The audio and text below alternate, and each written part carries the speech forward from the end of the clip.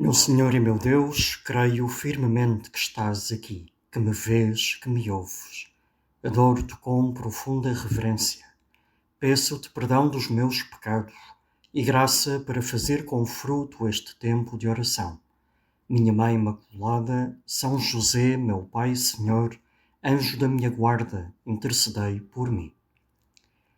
Imagina que estás com Jesus e os apóstolos à mesa na última ceia. Jesus anuncia que está prestes a partir. Tu sabias, Jesus, que tinha chegado a tua hora de partir deste mundo para o Pai. Esse momento está cada vez mais perto. Os apóstolos já te tinham ouvido dizer várias vezes que terias de sofrer muito e de morrer, e até agora isso não tinha chegado a acontecer. Mas agora, pelo teu tom, parece mesmo a sério, mesmo iminente. E é provável que agora, ao tomarem consciência de que esse momento está mesmo prestes a ocorrer, de que as tuas palavras desta vez se vão mesmo cumprir, os apóstolos estejam com um ar sombrio e triste, e que alguns estejam a tentar conter as lágrimas. Estão incrédulos. Como é possível? Como é que tu, sendo tão bom e sendo um Messias, o Filho de Deus vivo, vais sofrer tudo isso? E como é que vais deixar que isso te aconteça? Talvez já tenhamos tido de acompanhar um familiar ou uma pessoa amiga antes de fazer um tratamento doloroso, como uma quimioterapia ou uma operação de risco para tentar curar ou mitigar alguma doença. Talvez estivéssemos os dois em lágrimas, mas ambos sabiam que era preciso passar por esse momento amargo, com esperança de virem ter a alegria grande da cura. E se essa cura se deu, infelizmente nem sempre é possível, a alegria que sentiram terá sido imensa, enorme, maior do que aquela que poderia haver se ambos não tivessem passado por isso. É isto, de alguma forma, o que Jesus tenta dizer-lhes. A tristeza pela sua partida, que era necessária, viria a ser compensada por uma alegria muito especial. E tu, Jesus, diz-lhes no Evangelho de São João, na parte que hoje lemos na missa: em verdade vos digo, chorareis e lamentar-vos-eis, enquanto o mundo se alegrará. Estareis tristes, mas a vossa tristeza converter-se-á em alegria.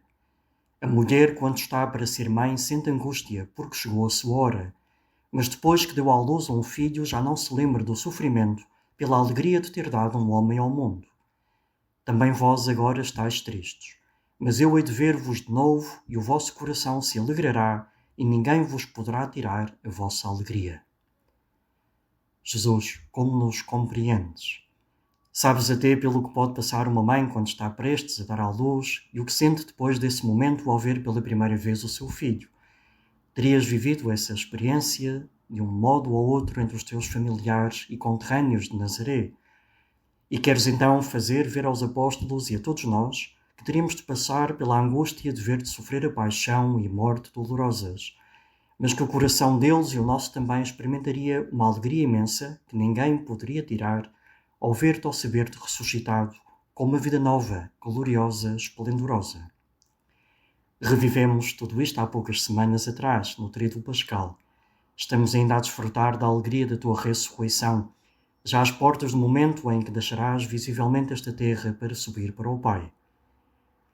Penso que queres também que vejamos todos os sofrimentos da nossa própria vida dessa maneira. São parte desse levar a cruz contigo, com os olhos postos na vida eterna feliz, bem-aventurada que nos prometes na tua companhia. São o modo de ser esse grão de trigo, que morrendo, entregando-se, sacrificando a vida, dá muito fruto. Teremos angústias, sofreremos nesta vida e até nos lamentaremos, sentiremos por vezes tristeza, mas prometes-nos tu, Senhor, a nossa tristeza converter-se-á em alegria ao ver-te, por fim, face a face. Uma alegria que já começa aqui, porque te encontramos no íntimo da nossa alma em graça e na conversa contigo na oração, e muito em particular na intimidade contigo ao receber-te na Sagrada Comunhão. São Paulo define bem esta experiência de um cristão quando diz, na carta aos Romanos: estou convencido de que os sofrimentos do tempo presente não têm comparação com a glória que há de revelar-se em nós. Esta convicção trazia a São Paulo um grande consolo.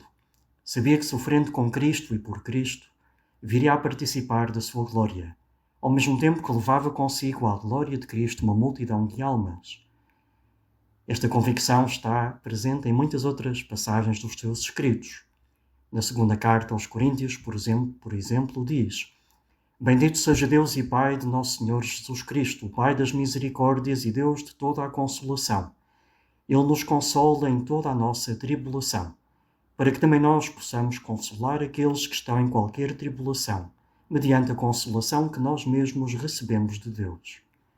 Na verdade, assim como abundam em nós os sofrimentos de Cristo, também por meio de Cristo é abundante a nossa consolação. Se somos atribulados, é pois para a vossa consolação e salvação. Se somos consolados, é para a vossa consolação, que vos faz suportar os mesmos sofrimentos que também nós padecemos. E a nossa esperança a respeito de vós é firme, porque sabemos que assim como sois participantes dos nossos sofrimentos, também o haveis de ser da nossa consolação.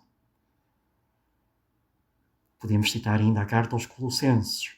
Agora alegro-me nos sofrimentos que suporto por vós, e completo na minha carne o que falta às tribulações de Cristo pelo seu corpo, que é a Igreja.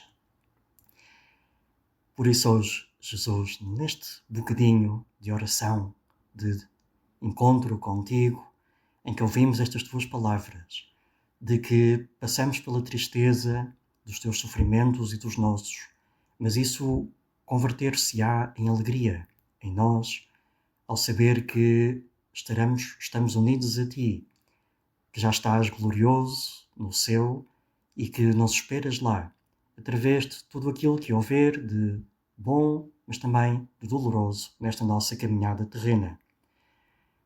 Pode-nos desconcertar uma coisa em tudo isto, e por isso Jesus nos diz explicitamente, é que parece que no meio de tudo isto nós estamos tristes, enquanto o mundo está aparentemente feliz da vida.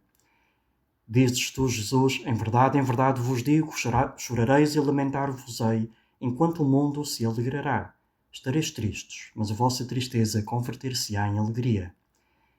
Mas o que fazes não é dizer propriamente que tudo vai estar bem, que nada de duro vai acontecer, mas convidas-nos a confiar em ti. Também vós agora estáis tristes, mas eu hei de ver-vos de novo, e o vosso coração se alegrará, e ninguém vos poderá tirar a vossa alegria. Ou seja, a possível alegria que experimenta quem vive a vida sem Deus pode ser tirada. Se não for antes, será pelo menos no momento em que deixem este mundo e perceberem que viveram para as coisas erradas. Enquanto a alegria de estar contigo, essa, dizes tu, ninguém nula poderá tirar. Isto pode, no entanto, e deve acontecer já neste mundo, como dizia São Paulo, pois quem vive unido a Cristo e com o desejo dessa glória futura com Ele, não se deixa nesta terra condicionar tanto pelos estados de ânimo, ou pela maior ou menor incomodidade, ou pelo maior ou menor êxito dos seus esforços e projetos. Tudo está ao serviço da glória de Deus, e em tudo podemos ver a sua vontade. Em todo o momento, na alegria e na tristeza, no prazer e na dor, a pessoa, unida a Cristo, sabe-se amada por Deus, e isso é tudo para ser feliz. Por isso dizia uma vez o Papa Francisco: qual é a alegria que os cristãos estão chamados a viver e testemunhar? É a alegria que vem da proximidade de Deus, a sua presença nas nossas vidas. Se nos comportarmos como filhos de Deus, sentindo-nos amados por Ele, a nossa vida será nova, cheia de serenidade e de alegria. É uma ideia muito presente na vida e nos ensinamentos de São José Maria. Ele dizia num dos seus escritos: embora alguma vez pareça que tudo se desmorona, nada se desmorona, porque Deus não perde batalhas. A alegria é consequência da filiação divina, saber-nos amados pelo nosso Pai Deus que nos acolhe, nos ajuda e nos perdoa sempre. Numa ocasião perguntavam ao atual prelado do Opus Dei, Dom Fernando Ocáriz, como fazer para estar sempre contentes. E às vezes não é fácil. Ele dava esta resposta: temos que estar sempre contentes. E quando não estivermos, não devemos esperar que a alegria regresse a nós. É preciso reconquistá-la. Reconquistar a presença de Deus. O ato de fé de que Deus nos ama, de que estamos com Ele, que somos dele. Por isso mesmo, no meio de uma doença prolongada e dolorosa, com a perspectiva de morte próxima, um jovem de 21 anos, como o Pedro Ballester, em processo de beatificação, Podia dizer, com a frase que serve de título a uma sua biografia, nunca fui tão feliz, porque nunca tinha estado tão perto de Cristo como através daquela doença que o fazia agarrar-se a Jesus, oferecer aquela doença por grandes frutos de santidade no mundo e também o tornou capaz de aproximar, naquele contexto de doença, tantas pessoas amigas de Deus. Mãe Nossa, ajuda-nos hoje a escutar e a assimilar esta palavra desafiante de Jesus. Dou-te graças, meu Deus, pelos bons propósitos, afetos e inspirações que me comunicaste nesta meditação. Peço-te ajuda para os pôr em prática. Minha Mãe Imaculada, São José, meu Pai e Senhor, anjo da minha guarda, intercedei por mim.